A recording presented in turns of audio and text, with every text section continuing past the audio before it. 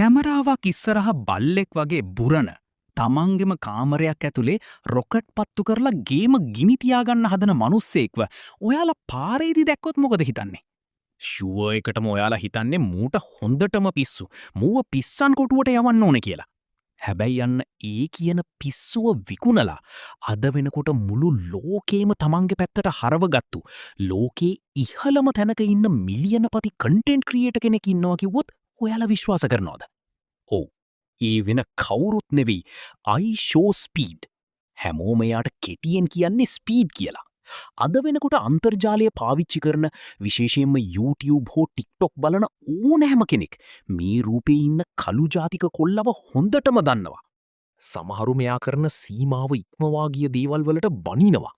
තවත් සමහරු මෙයාගේ තියෙන පිස්සු වැඩවලට මාරම විදිහට ආදරය කරනවා. හැබැයි ලෝකේ එයාට මොනව කිව්වත් මෙයා අද ඉන්න තැනට ආපු ගමන ඇතුලේ හැංගිලා තියෙන්නේ සෙල්ලම් කතාවක් නෙවෙයි. කන්නවත් සල්ලියක් නැතුව බලන්න එකම එක ප්‍රේක්ෂකයක්වත් නැතුව අන්තර්ජාලය ඇතුලේ අනාථ වෙලා හිටපු සාමාන්‍ය කොල්ලෙක් අද වෙනකොට මුළු ලෝකේම තමන්ගේ පස්සෙන් දුවන තත්වයට පත් වුණේ කොහොමද? අපි අද බලමු අන්තර්ජාලය උඩු යටිකුරු කරපු මේ අමුතුම මිනිහෙගේ ඇත්තම කතාව. අපිට මේ කතාව පටන් ගන්න වෙන්නේ 2005 අවුරුද්දෙන්. 2005 ජනවාරි 21 වෙනිදා ඇමරිකාවේ ඔහියෝ ප්‍රාන්තයේ සින්සිනාටි කියන නගරයේ මධ්‍යම පාන්තික සාමාන්‍ය පවුලක කොල්ලෙක් ඉපදෙනවා. එයාගේ දෙමාපියන් එයාට තියපු නම තමයි ඩැරන් වොට්කින්ස් ජූනියර්. පොඩි කාලේ ඉඳන්ම ඩැරන් කියන්නේ අනිත් සාමාන්‍ය ළමයින්ට වඩා ටිකක් වෙනස්. හැම වෙලාවෙම මොකක් හරි සද්දයක් දාගෙන දුවලා පැනලා ඉන්න පාලනය කරන්න සෑහෙන්න අමාරු දඟකාර කොල්ලෙක්. මෙයා පාසල් යන වයසට එද්දීම මාරම විදිහට ඇබ්බැහි වුණු එක දෙයක් තිබුණා. ඒ තමයි ගේමින්. එහෙමත් නැත්තම් පරිගණක ක්‍රීඩා සෙල්ලම් කරන එක. වැඩි කියන්නේ මෙයාට වයස අවුරුදු 11ක් විතර වෙද්දි. ඒ කියන්නේ 2016 අවුරුද්දේදී. මෙයාට අමුතු අදහසක් එනවා. තමන් ගේම් ගහනකොට කරන සෙල්ලම් ලෝකයටම පීන්න YouTube එකට දාන්න ඕනි කියලා මෙයා තීරණය කරනවා. අන්න ඒ විදියට තමයි මෙයා iShow Speed කියන නමින් තමන්ගේ පළමු YouTube channel එක අන්තර්ජාලයට මුදාහරින්නේ. හැබැයි අද මිලියන ගාණක් සෙනග පොරකමින් බලන ස්පීඩ්ගේ මුල්ම කාලේ වීඩියෝස් වල තත්ත්වය මාරම කනගාටුදායකයි. මෙයා 2016 අවුරුද්දේ ඉඳන් 2020 අවුරුද්ද වෙනකම්. ඒ කියන්නේ එක දිගට අවුරුදු 4ක් තිස්සේ NBA 2K සහ Fortnite වගේ ගේම්ස් ලයිව් ස්ට්‍රීම් කළා. පොඩ්ඩක් මේ ගැන හිතලා බලන්නකෝ. ඔයා දවසම මහන්සි වෙලා පාසල් ගිහින් ඇවිත් රෑ තිස්සේ පැය ගණන් නිදි මරාගෙන කැමරාවක් ඉස්සරහා කෑ ගහලා ලයිව් ස්ට්‍රීම් එකක් කරනවා. හැබැයි ඒ ලයිව් එක බලන්න ඉන්නේ මිනිස්සු දෙන්නෙක් විතරයි. ඒ ඉන්න දෙන්නත් තමන්ගේම පාසලේ යාළුවෝ දෙන්නෙක්. ඔය විදිහට කිසිම ප්‍රතිචාරයක් නැතුව එක දිගට අවුරුදු 4ක් වීඩියෝ කරන්න කිව්වොත් සාමාන්‍ය ඕනෑම කෙනෙක් සතියෙන් නැතම් මාසෙන් ඕක නතර කරලා දාලා වෙන වැඩක් බලා ගන්නවා. හැබැයි ඩැරන් කියන්නේ ඒ වගේ ලේසියෙන් පරාජය පිළිගන්න කෙනෙක් නෙවෙයි. මෙයාට YouTube එකකින් කිසිම සල්ලියක් ලැබුණේ නැහැ. කිසිම කෙනෙක් බලන්න ආවේ නැහැ. හැබැයි මෙයා තමන්ගේ හීනය අතහැරීමනේ. මේ කාලේ මෙයාට තමන්ගේ එදිනෙදා වියදම් හොයාගන්න සහ ජීවත් වෙන්න සල්ලි හොයාගන්න සාමාන්‍ය මහලු නිවාසයක වයසක අයට කෑම බෙදන රස්සාවක් පවා කරන්න සිද්ධ වුණා. උදේට මහලු නිවාසයේ වැඩ කරනවා. රෑට ඇවිත් තමන්ගේ පුංචි කාමරයට වෙලා කිසිම කෙනෙක් බලන්නේ නැති ලයිව් ස්ට්‍රීම් කරනවා. මෙයාගේ අම්මා පවා මෙයාට නිතරම කාමරයට ඇවිල්ලා බනින්න ගත්තා. මේ කරන පිස්සුව නතර කරලා විභාග ටික කොට දාගන්න. නැත්නම් හරියට රස්සාවක් කරන්න කියලා. හැබැයි මේ හැම දෙයකින්ම මනස වැටෙන්න තිබ්බත් ඩැරන් තමන්ගේ හිත ඇතුලෙන් එක දෙයක් තදින්ම විශ්වාස කළා. ඒ තමයි කවදා හරි දවසක තමන් ලෝකයම හඳුනන සුපිරි තරුවක් වෙනවා කියන එක.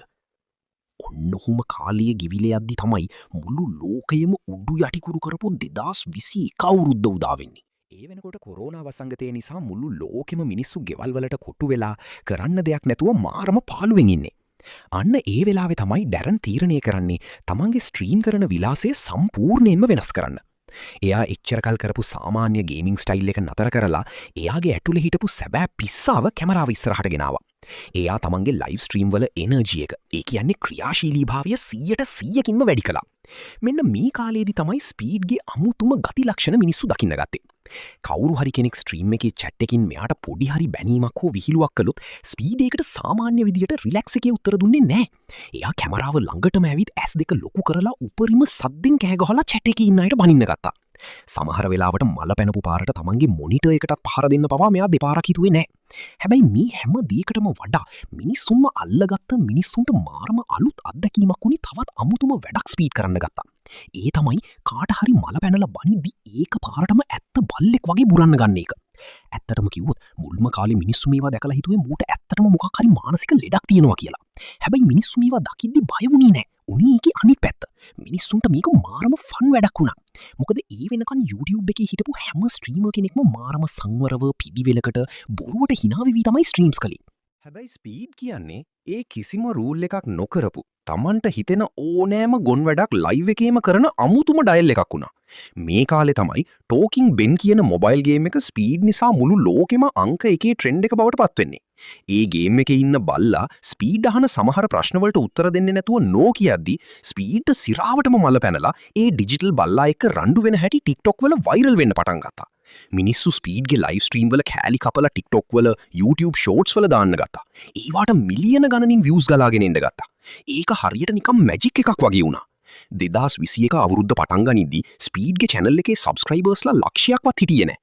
හැබැයි මාස කිහිපයක් ඇතුළත, ඒ කියන්නේ 2021 ජූනි මාසයේ වෙද්දි එයාගේ subscriber count එක මිලියනය පහු කළා.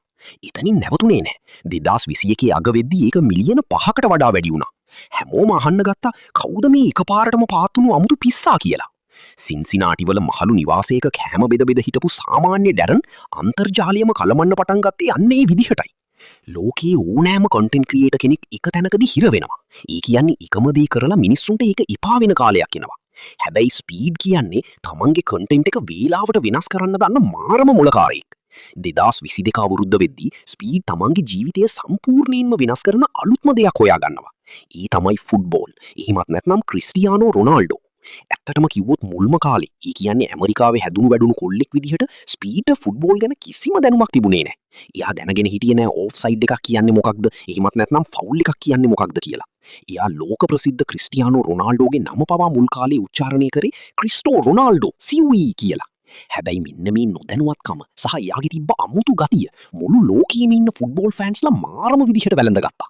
ස්පීඩ් රොනාල්ඩෝ ගෝල් එකක් ගැහුවම දාන ප්‍රසිද්ධ සූ කියන සෙලබ්‍රේෂන් එක තමන්ගේම විදිහට කෑ ගහලා කරද්දි ඒක අන්තර්ජාලයේ අලුත්ම රැල්ල බවට පත් වුණා. එතනින් පස්සේ ස්පීඩ්ගේ ලොකුම හීනය වුණේ කවදා හරි දවසක මේ ක්‍රිස්ටියානෝ රොනාල්ඩෝව සැබෑ ජීවිතයේදී මුහුණට මුහුණ හමු වෙන එක.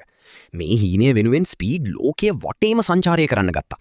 එයා ඉංගලන්තයට ගියා මැන්චෙස්ටර් යුනයිටඩ් මැච් බලන්න, කටාර් රාජ්‍යයට ගියා 2022 ලෝක කුසලානිය බලන්න.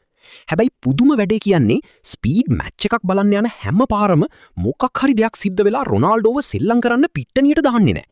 එක්ක රොනාල්ඩෝ ඉන්නේ සබ්ස්ටිටියුට් බෙන්ච් එකේ, නැත්නම් රොනාල්ඩෝට තුවාල වෙලා මැච් එක ක්‍රීඩා කරන්නේ නැහැ. හැබැයි ස්පීඩ් වැඩේ අතෑරියේ නැහැ. තමන්ගේ හීරෝව එක පාරක් හරි හම්බෙන්න ඕනේ කියන එක එයාගේ එකම අරමුණ වුණා. ඉතින් අන්තිමේටම ඒකත් මෙයා කළා. ඉතින් ලෝකී ඕනෑම කෙනෙක් මේ විදියට එකපාරටම ගොඩක් ජනප්‍රිය වෙද්දී ඒ ජනප්‍රියත්වයත් එක්කම මාරම ලොකු වගකීමකුත් කරට වැටෙනවා. හැබැයි හිතන්නකෝ වයස අවුරුදු 16ක් 17ක් වෙච්ච සාමාන්‍ය කොල්ලෙක්ට එකපාරටම මිලියන ගානකගේ අවධානය ලැබුණාම මොකද වෙන්නේ කියලා. අන්න ඊ වගකීම දරා ගන්න බැරුව මේ අතිශය දරුණු හැසිරීම නිසාම ස්පීඩ් තමන්ගේ ජීවිතයේ දරුණුතම කඩාවැටීම් වලටත් මුහුණ දුන්නා. නමුත් මේ හැම වැටීමකදීම ස්පීඩ් එක දෙයක් කළා. ඒ තමයි එයා කවදාවත් තමන්ගේ වැරදි වහගන්න බොරු සෝබන තර්ක ඉදිරිපත් කළේ නැහැ. එයා කැමරාව ඉස්සරහට ඇවිත් මම වැරදි. මට ඊ වෙලාවේ මල පැනලා හිටියේ. මම ඊ කරපු දේ ගැන මාරම විදියට පසුතැවෙනවා කියලා අවංකවම සමාව ඉල්ලුවා. තමන් අතින් උණු වැරදි පිළිගෙන, ඒ වැරදි හදාගෙන තමන්ගේ චරිතය තවත් සංවර කරගන්න ස්පීඩ් උත්සාහ කළා. අන්න ඒ අවංකකම නිසාම අන්තර්ජාලයේ මිනිස්සු ස්පීඩ්ව හැමදාමත් වැටුණු තැනින් නැගිටවන්න උදව් කළා. තමන්ගේ පුංචි නිදන කාමරය ඇතුලේ ලයිව් ස්ට්‍රීම් කරලා මිලියන ගානක ප්‍රේක්ෂකයෝ හැදුවට පස්සේ ඕනෑම කෙනෙක් කරන්නේ තවත් හොඳ පරිගණකයක් අරගෙන කාමරය තවත් ලස්සන කරගෙන ඒ සුව පහසු පරිසරය ඇතුලේම රැඳී ඉන්න එක. හැබැයි ස්පීඩ් කියන්නේ කවදාවත් එකම තැනක පල්වෙන්න කැමති කෙනෙක් නෙවෙයි. 2023 අවුරුද්දේ මැද හරියේ ඉඳන් ස්පීඩ් තීරණය කරනවා තමන්ගේ කැමරාවයි ලයිව් ස්ට්‍රීම් බෑග් එකයි අරගෙන සැබෑ ලෝකයේ දකින්න පාරට බහින්න. මේකට කියන්නේ IRL ස්ට්‍රීම්ස් කියලා. මෙන්න මේ තීරණය තමයි ස්පීඩ්ව නිකම්ම සාලයක ඉඳන් කෑගහන කොල්ලෙක්ගේ මට්ටමින් මුදා හැරලා මුළු ලෝකෙම ඉන්න ඉහළම ගණයේ ග්ලෝබල් අයිකොන් එකක් බවට පත් කළේ. ස්පීඩ් මුලින්ම ජපානය, දකුණු කොරියාව සහ බ්‍රසීලිය වගේ රටවල් වලට සංචාරය කළා.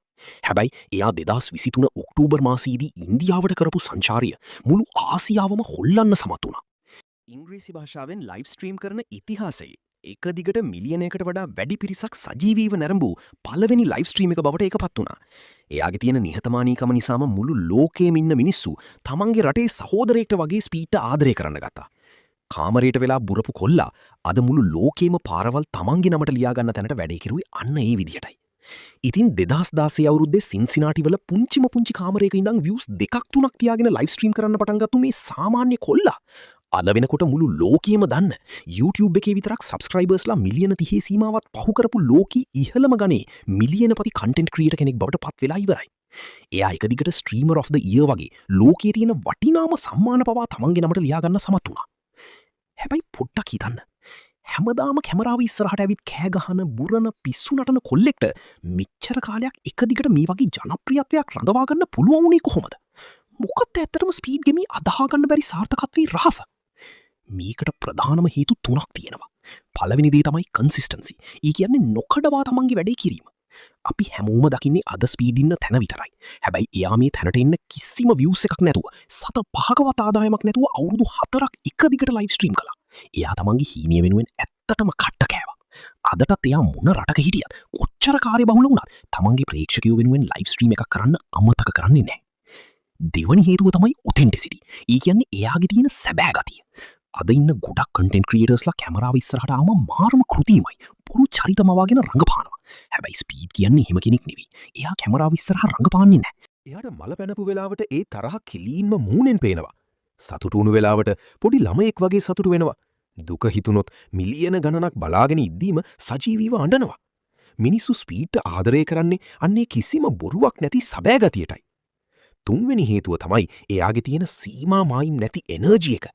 පැය 2-3ක් එක දිගට එකම මට්ටමක උද්‍යෝගයක් තියාගෙන නරඹන්නන්ව එක තැනක රඳවාගෙන ස්ට්‍රීම් එකක් කරන එක ලෙහෙසි පහසු වැඩක් නෙවෙයි. ස්පීඩ් කියන්නේ තමන්ගේ ස්ට්‍රීම් එක බලන හැම සැබෑ ප්‍රේක්ෂකයෙක්වම සතුටු කරන්න තමන්ගේ ජීවිතය පවා පරදුවට තියලා වැඩ කරන මාරම කැපවීමක් තියෙන කෙනෙක්. ඉතින් මේක තමයි ඩැරන් වොට්කින්ස් ජූනියර්. එහෙමත් නැත්නම් අපි කවුරුත් දන්න අයිෂෝ ස්පීඩ්ගේ ඇත්තම කතාව. ඔහියෝවල පුංචි කාමරයක හිරවෙලා හිටපු සාමාන්‍ය කොල්ලෙක් අද මුළු ලෝකයක්ම තමන්ගේ නම කියවන තැනට පත් වුණේ අහම්බයකින් නෙවෙයි. ලෝකයේ එයාට පිස්සෙක් කියද්දි හැමෝම එයාව කැන්සල් කරලා විනාශ කරන්න හදද්දි එයා තමන්ගේ ඊ අමුතු පිස්සුවම තමන්ගේ ලොකුම ශක්තිය බවට පත් කරගත්තා. ලෝකයේ ඉන්න මිනිස්සු ඔයාට මොන දේ කිව්වත් ඔයා ඔයාගේ ඇතුලේ ඉන්න සැබෑ මිනිස්සයාව විශ්වාස කරනවා නම් ඔයා කරන වැඩේට අවංකවම ආදරය කරනවා නම් සහ ඊ වෙනුවෙන් මහන්සි වෙනවා නම් දවසක මුළු ලෝකයටම සිද්ධ වෙනවා ඔයාගේ පස්සෙන් දුවගෙන එන්න. එහෙනම් අදට ගිහින් එන්නම් හැමෝටම ජය වේවා.